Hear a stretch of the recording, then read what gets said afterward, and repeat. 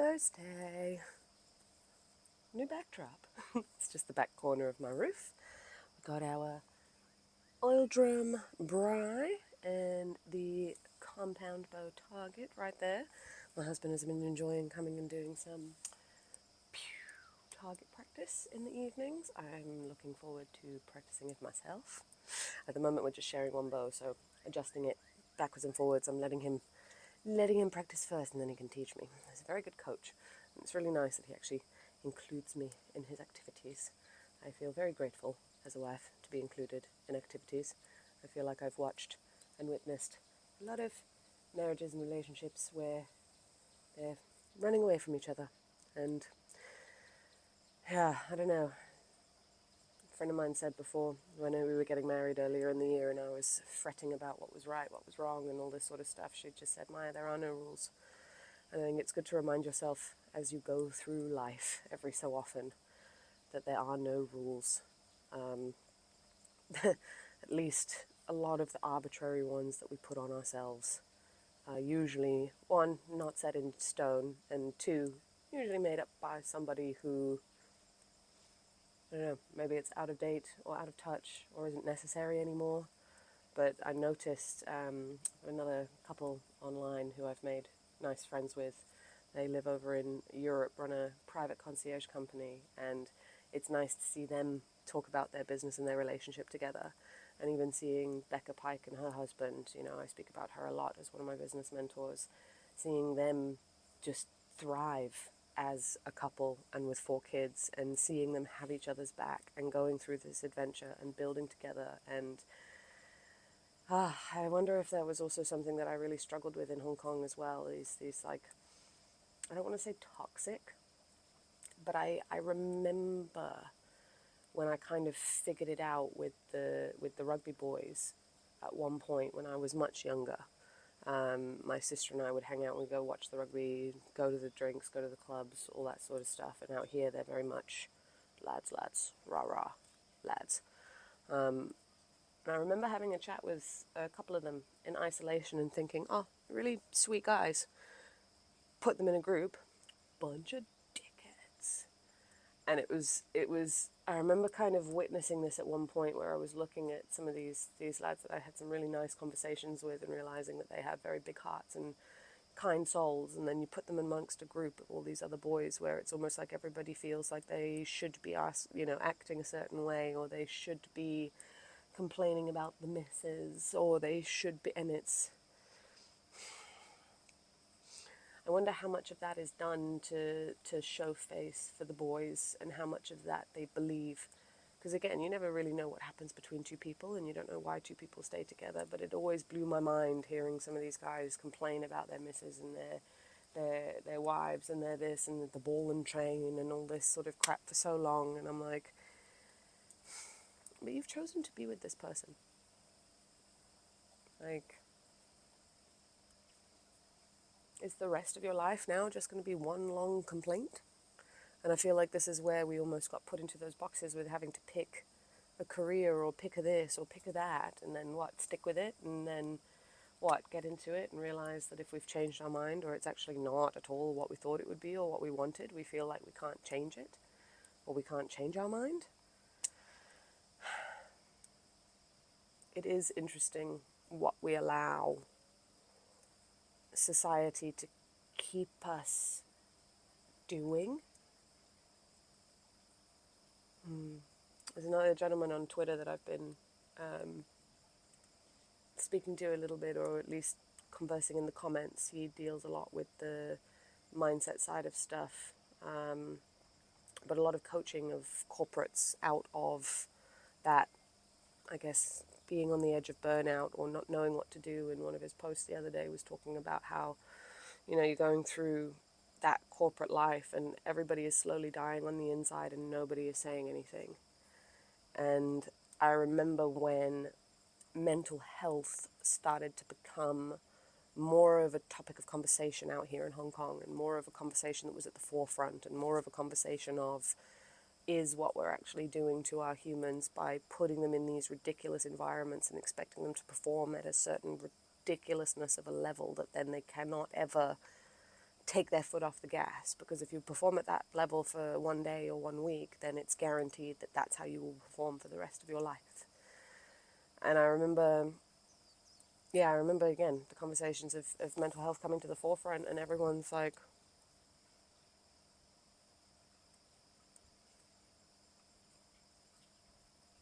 because if you're a top CEO or you're a top this or you're a top that, and you know, raise your hand and saying I'm having difficulties, well then you can't do the job.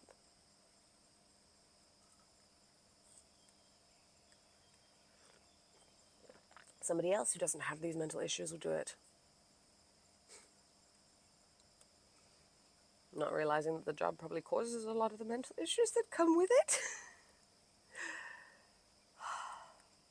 But it's like saying to an employee, you're going to hire somebody that's, you know, just got pregnant. I know that's that thing with the women, right? You know, you're coming on board and then what? They're going to have 9 months and then they're going to be taking maternity leave and not needing, and, you know. So why would you hire somebody that's outwardly willing to say that they have mental health issues, but then at the same time it doesn't help to bury it all in these industries? And then at the same time, it's like, so where do you find a safe space where you can actually talk to people about this? Because that's something that also I don't feel is brought to the conversation very much, in terms of, you know, when you are going out there to find a therapist or to trust in a professional. Not all therapists are created equal, just like not all coaches are created equal, just like not all service providers are created equal. The ones that genuinely care. Airplane. Let me have a sip of my tea.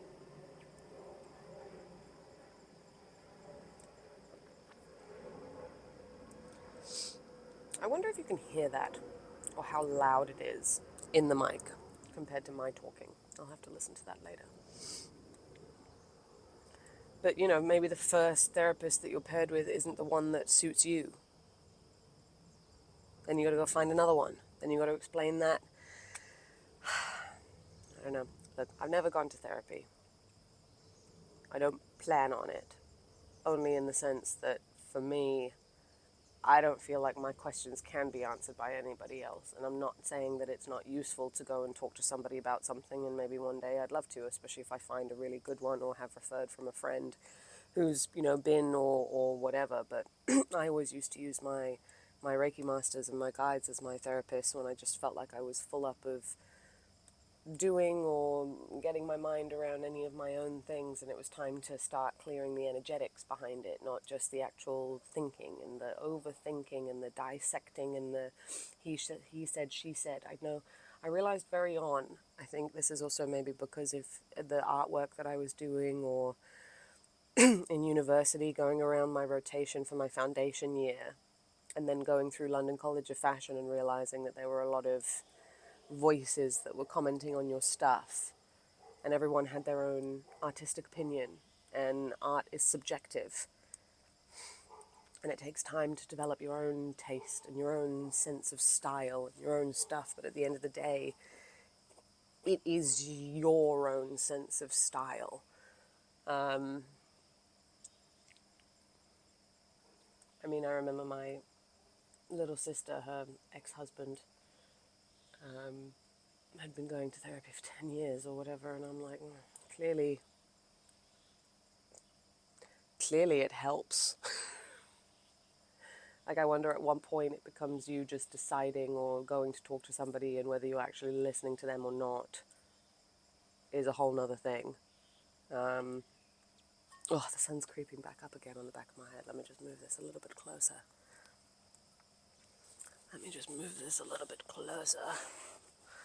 Closer, so we can stay out of the sunshine for a little bit longer. And then I'm going to go down and paint today, actually. I've got some afternoon sessions. My clients, a couple of my regular morning clients, are away for this week, so a bit of a later start this morning, which is quite nice, hence rooftop again. But yeah, I don't know, I've come to realize that I am a highly optimistic person. But I also realize that there's a lot of shit that happens. And this isn't about being toxically positive, This isn't about saying that, shit things aren't going to happen, and that they aren't going to hurt, and that they aren't going to, make you feel or need you to have a certain amount of time to process. I mean, my grief cloud after Dad passed stayed for at least a year and a half, if not two. I only felt it, lift earlier this year. Viscerally felt it. Like I felt like I had a damper on my mood for the last couple of years, and even within all of that, to stay positive.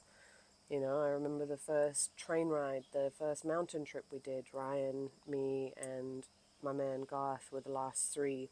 His Mrs. Felicia. We did 10 days together, and then me and the boys went off and did 3 more days over on a different Alps before heading back. And on the train back, our overnight train was cancelled, so we had to stay a night, and then the following day we literally had to snake our way from Austria all the way back to Amsterdam to get back to Ryan's place. And every single step, I mean, luckily, luckily, the trains all kind of connected. So we got on one, we got to the next point, and the next train was then cancelled. So we had to get on this one to here, but it was only about a 20-minute wait. And then we were on another train, and then we were on our way, and then we had to get from there to there. And that train was cancelled, so we had to get on a different train. So we had to get over to the border, and then we ended up having to get a taxi for the final leg of the trip, was the last little bit to get home. And I don't know, throughout the whole thing, I'm just sitting there with a big smile on my face going, well, silver lining. We've been moving the whole time.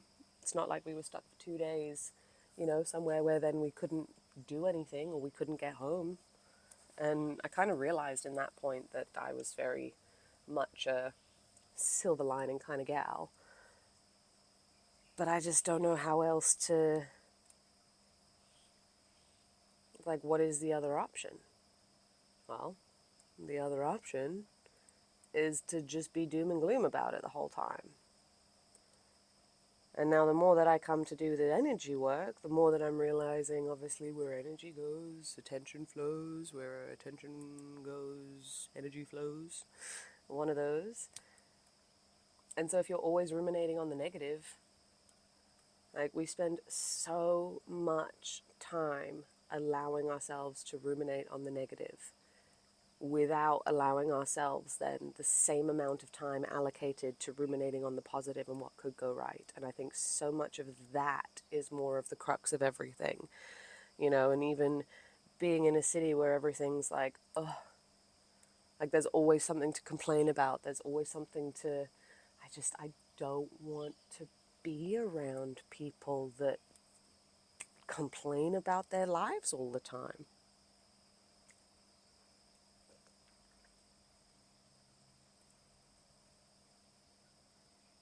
And that's not to say that you don't ever get to complain about your life. But when the baseline level of everything is, oh, it's shit, or, oh, I can't, or, oh, easy for you, I think that one gets me so much. The easy for you. It's well, maybe then, yeah. Maybe it is easy for me. I'd very much rather be me then. And I never want to sit there and go, oh, you don't understand. Because if people have already made up their minds about something, they'll make up their minds about something, and then they won't. I don't know, this is an interesting little spiral that we're circling. We get to choose on a daily basis. We get to choose.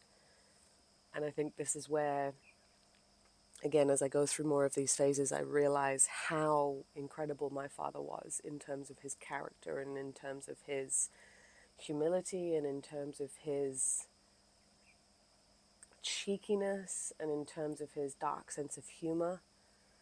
I mean, I remember the first conversation that we had with him, and I think I'd asked him as a kid, I was like, why the dark sense of humor? And it's he just said, well, if you don't, you're not going to survive. The job will eat you alive. The world will eat you alive if you cannot cultivate your own joy and see the funny side of things. I mean, we sent my father off to the tune of always look on the bright side of life from Monty Python, and when you dissect those words, life's a piece of shit when you look at it. And that was my grandfather's advice to my father. He passed away in September. At 94, he was in the Navy. So both, well, I've actually got most of the Howard lineage on the other side now, but even Granddad said to Dad when he went off to the cadets when he was 16, he was, son, from now on, you're in the shit. The only difference is the daily depth. Like, that's what these guys get shoved into society with, and the fact that they're able to put a smile on people's faces when most of these men have seen the worst of the worst or have dealt with the worst of the worst. Fuck, I was visiting my cousin one time. My uncle, my dad's brother, used to be a coroner. That job. I went to go visit them in Watford one summer. Boom, my cousin Boom picked me up. Daniel. And got back home. Uncle Dave walked in and Daniel goes, all right, Dave, all right, how was work? And my uncle just goes, not very lively, Daniel. I do work in a morgue. He'd had a child on his table the week before.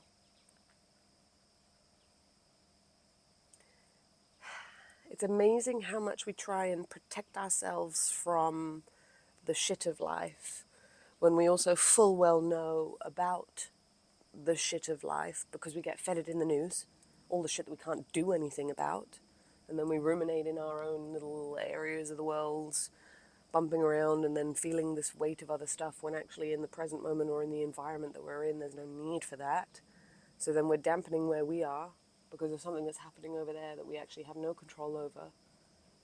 And the only way that we can actually get out of it is to cultivate where we are, your own sense of joy, autonomy, and everything. I remember when I started dating my husband, back at the beginning of our relationship, one of the first things he said to me is, Maya, I cannot be your sole source of happiness.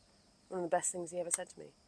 Made my friends, made my work, found my passions, got like, no one person can be it for you. No one thing. No, it all cycles back to silly little flies. That's going to bug me. I'm getting a little itchy, so I'm not going to spend too much more time up here. But it all cycles back to, how are you allowing yourself to view the world? How are you allowing yourself to see the magic? How are you allowing yourself to find the magic in the mundane and to turn where you are into something for you, that's exciting for you, that will then allow you to find new sparks and pathways and get out of it with that, because this spiraling down with this doom and gloom, it keeps you stuck, it keeps you heavy, it keeps you heavy, so heavy. And when you're that heavy, it's hard to feel light, it's hard to lighten up and fucking take a joke, or, everything seems like a personal attack, everything. And then you get used to being miserable. I think that was the crazy thing. I remember going through some quite dark times.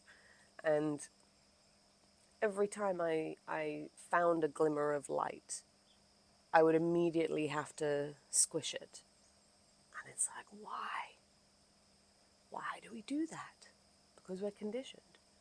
And that as well in the societies where we live in, where, well, again, say like a thing of Hong Kong, it's very much a keeping up with the Joneses, but then you have the paradox of, but don't show off, but do show off, but don't talk about your wealth, but buy all the material things to show that's, you've succeeded.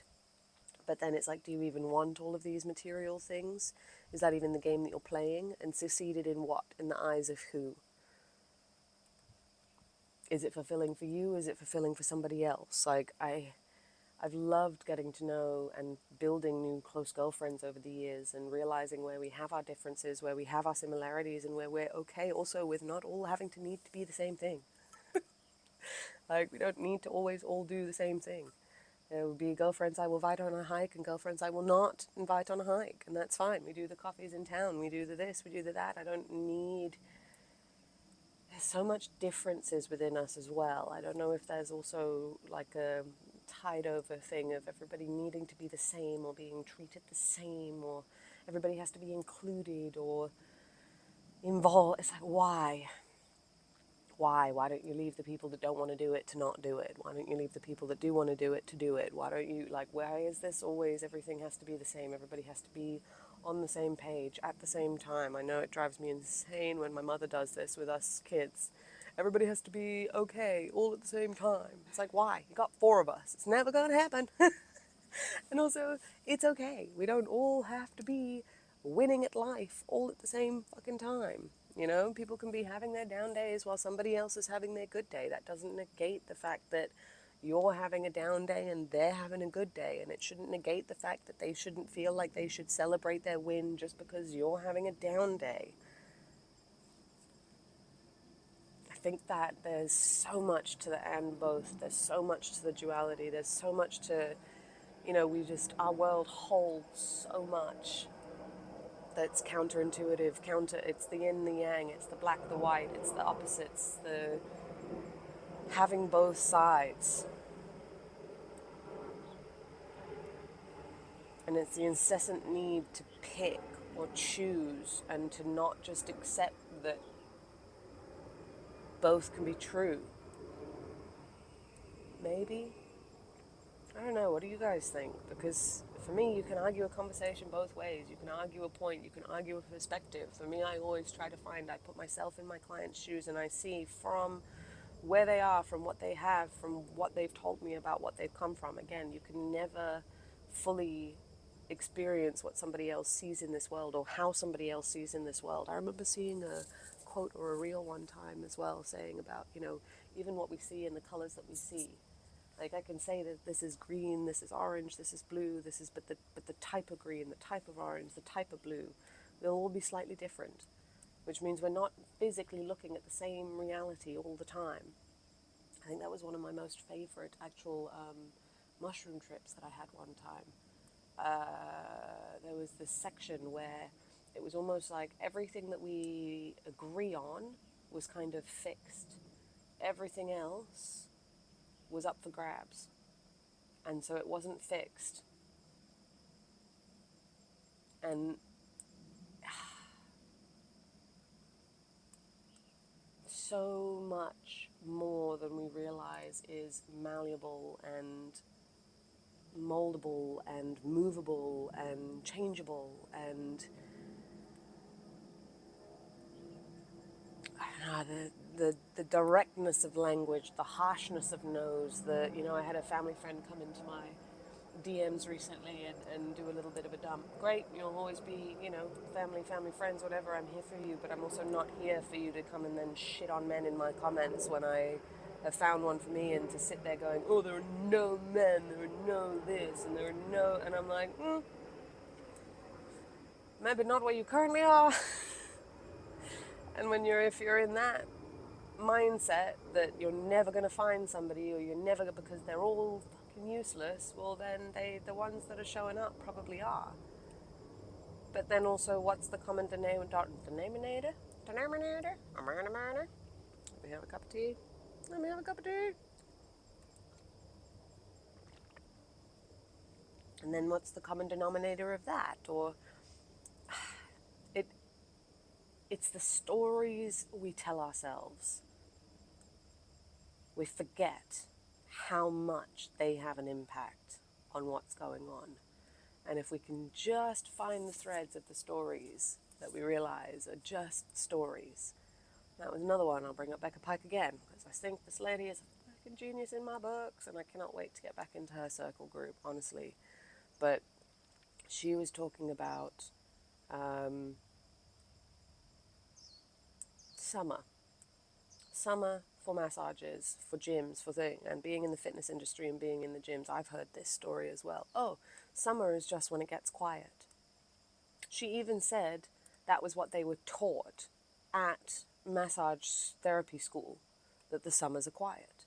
She built her brick and mortar massage therapy business their summers are full because they plan to make sure that it is full. That does not mean that a lot of their regulars do not go away and travel. It just means that during that time or before that time, they up their ads, they put on packages, they make sure that people in the area who are staying in the area know their books are full. That is a story that was told, that is spread down, very easy. Oh yeah, it's just churn. Oh yeah, for Black Fridays we just do discounts. Oh yeah, no, they just expect. Who expects what? Change the rules. You get to change the rules for yourself and for your life. And then go live by those. And yes, it might be difficult at the start when you're still operating in a certain environment, but once you realize that that's no longer where you want to be, play the game, shut off, and play your new game so that you can find your way out. Still find this whole lucky for you. Like, yeah, it was lucky for me that I realized early on that I didn't want to play any of this shit. And so I, instead of sitting in an office, slowly losing my soul, have jumped from 120 different jobs, not knowing where my security and my safety was, over killing my soul doing that. Oh yeah, easy for me. I wonder how many other people could have handled that. I made rent in a weekend. We hadn't made rent for the whole month. I made it the weekend before it was due because I threw my hands up into the air and had faith that the universe would support and provide. And it did. Not a lot of people can live that way. Not a lot of people can live in accordance to the magic and the universe. And that's what I'm realizing now. I have always had that ability to trust in my own decisions and my own manifestation capabilities, and not in the silly sense of, oh, please pray, and then not do anything about it. I've continuously put myself in positions where I throw my arms up to the universe and go, you take the wheel. And it has, and I've always been redirected, and I've always come back, and it's always when I end up in cities like this that I feel pulled away from staying in touch with that internal navigation guide that we all have built in. And because of the last 5 years, my spine surgery marked the end of a different chapter. Building that agency and getting into it and realizing how miserable I was, and literally I did that for so many years, and then I turned around and I was like, this is what people were telling me I should be doing? I was like, fuck that. You can keep it. You can keep your success. You can, that is not, no, I'm not playing that game. And I think it's that, but it takes that to go and do it in order to backtrack to realize what you don't want to do. You can't just sit there doing something that you never wanted to do in the first place and then expect your dream in life and career and income and passive whatever to just drop in your lap with no input in the process. Like that, it just, that to me feels woo-woo as opposed to the actual stuff that people are labeling woo-woo, which sounds more natural to me than what we do to ourselves currently. I don't know, I've had too many conversations this week and recently where I'm just like, people are weird, the world is strange. Stop looking out there for your answers. You are not going to find them out there, or at least you're definitely not going to find the root of what you're looking for out there. I even put on my Instagram yesterday, Gary Vee put a post up. This guy was asking him, he's like, oh, I have fear of posting. And Gary's like, from who? And the guy can't even articulate who it is. He's like, oh, former friends, people. He's like, yeah, but who? He's like, oh, people I knew. People. He's like, well, what about your friends and family? He's like, oh, they all support me. And even Gary was like, what are we doing here then? Go do. I had to come to that realization. My closest friends were supporting me. My husband was supporting me. Everybody around me that I actually genuinely cared about, whose opinion mattered, was supporting me. And I was still freaking myself out, getting so nervous about standing and backing myself and blaming other people, or it's not even blaming. It was one or two people online that I felt like I could feel their eyes still on me. And that was stopping me from be like putting myself into my full expression. And so what did I do? I didn't stop creating. I created in private to hone and sharpen my skills so that when I come back onto my domain, I am ready. I am ready, I am articulate, and those shitty reps have been done in private. But you have to do the reps. So if you're not going to do them in public because of somebody that you're worried about spotting you or making fun of you online, go create a new account. Go create on a platform that you don't know where your friends and family are. Go start somewhere else. The reps still count if you're doing them behind the scenes, and if you're doing them not where other people can see. And then your only goal is to get it to the point where you're like, well, why am I allowing them to stop me? Are you seriously going to allow somebody else's opinion of you, who is going off and living their own lives and probably hasn't even had a second thought about you? That's going to stop you from experiencing this world to its fullest potential? I'm so grateful I was brought up in the era of no smartphones and Instagram and tech at school. It was bad enough when the little flip phone cameras came out and when people started taking cameras out into the clubs, but we would laugh about the photos, and it wasn't as instant, it wasn't as, hectic, but it's almost like now we surveil each other to the point of freezing. And then the only flip side is to go so silly that you find that you're performing a silliness or this over confident, over hyped persona that then you can't feel like you can drop that act. Like, I think so much more of this range of what we're capable of is starting to come in, and even starting to come in into more creators' work too. Instead of sticking a format, finding one thing and sticking to it. Like, I know I've got this format, but in terms of within it, I don't know, now we're sort of going off on another thread this way, and I've just realized the time. I am going to wrap this up for today. But I just ask yourself some of those questions. Who am I performing for? Who am I scared of seeing this? Who is that person that's stopping me? Who is that? Who is it? I know who it was for me. And after I'd named it, and then after I'd realized that they're the reason that I left in the first place, and that they've gone off and they've built their own family, they've built their own life, that I probably haven't been a blip on their radar for 4, 5, 6, God, 7 many however many years now. So I'm still allowing that to be the reason why. No. At some point, you've got to realize it's your own fear, it's your own shame, it's your own stupid excuses, and the only way through is through. Ah, happy Thursday. Life is weird. People are weird. Carve your own space. Find your own people. Hopefully airplanes don't mess up your audio. Get some sunshine. Do some exercise. Listen inside. And test. And just understand, like everything else, this too, figuring out you is a fucking process. We are very complicated plants, but we are also plants. Inputs in, inputs out. Change it and watch life change. Kick yourself out of the loops that you're stuck in. You're allowed to. You're allowed a whole new chapter. Here, magic, juju. You have superpowers now. Go fly. Go be. Go be the best you can be. And so much of that starts with taking care of this. It's annoying, but it's true. And it works. So don't no ifs, ands, or buts anymore. You can do it. I believe in you. Happy Thursday, guys.